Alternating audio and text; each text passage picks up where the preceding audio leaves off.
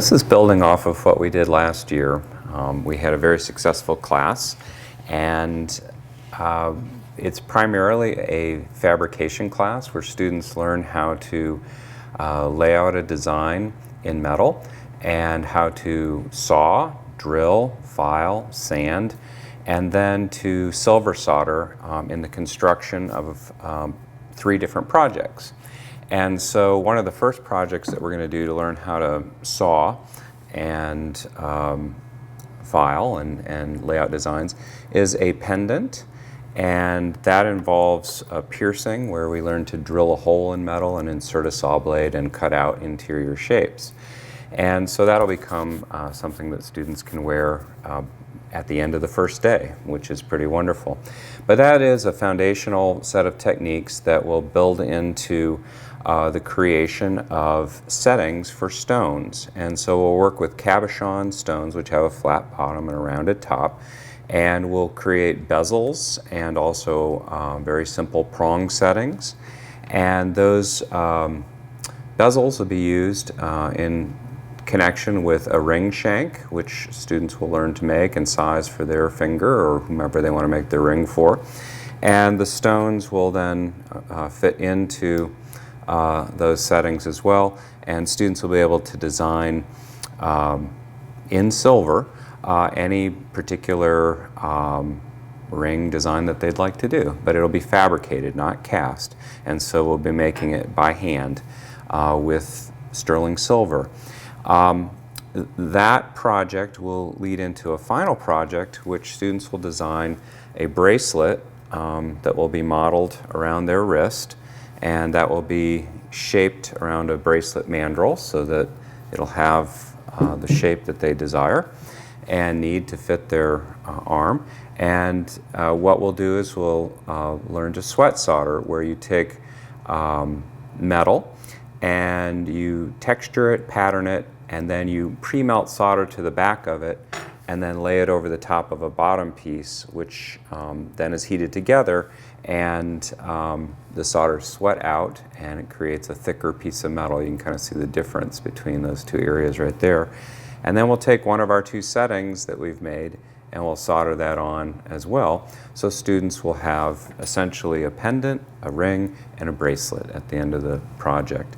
All of the materials will be supplied, and students will have access to hand tools that they can borrow during the length of the workshop.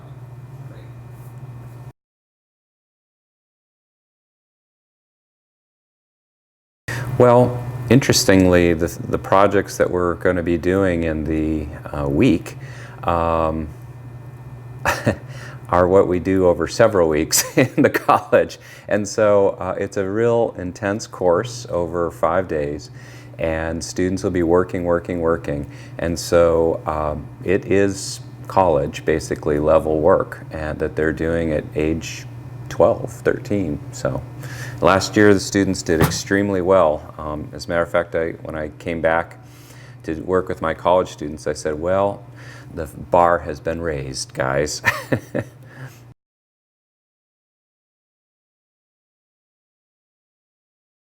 Well, I was very fortunate that I went to a summer camp. I had several friends that were fairly well off, and they had been going for many years, and so I saved my paper out money and ended up going to the summer camp where they had a leather cabin, craft cabin, a lapidary stoneworking cabin, and then finally a jewelry cabin. And so I stumbled in and started making a leather belt, and then I started shaping some turquoise in the lapidary cabin.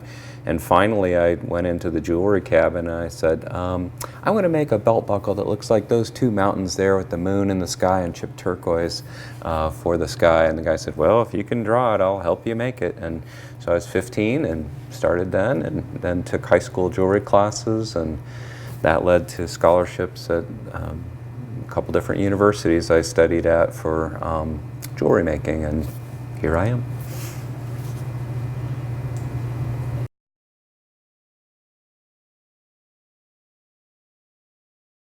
Well, Jewelry making is a wonderful foundation technique which enables you to work with a wide range of materials: wood, stone, glass, metal, plastics, and I particularly work with found objects, and so they could be anything from a bottle cap to literally the glass that goes on, that cap goes on. So knowing how to manipulate tools and techniques to work with those materials is liberating, and so I'm very fortunate to have a strong foundation in these skills that allow me to express myself in a variety of different ways.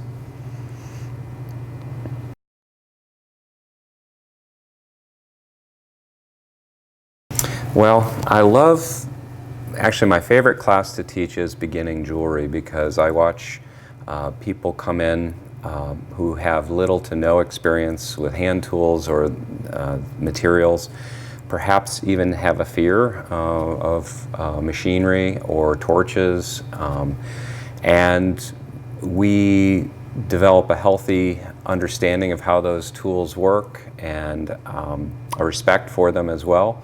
But through that knowledge of how to operate the tool correctly, I watch students grow and grow and grow, and at the end they're making things that they never envisioned that they could make, and I just am very, very satisfied by that kind of experience that students go through, that transformation.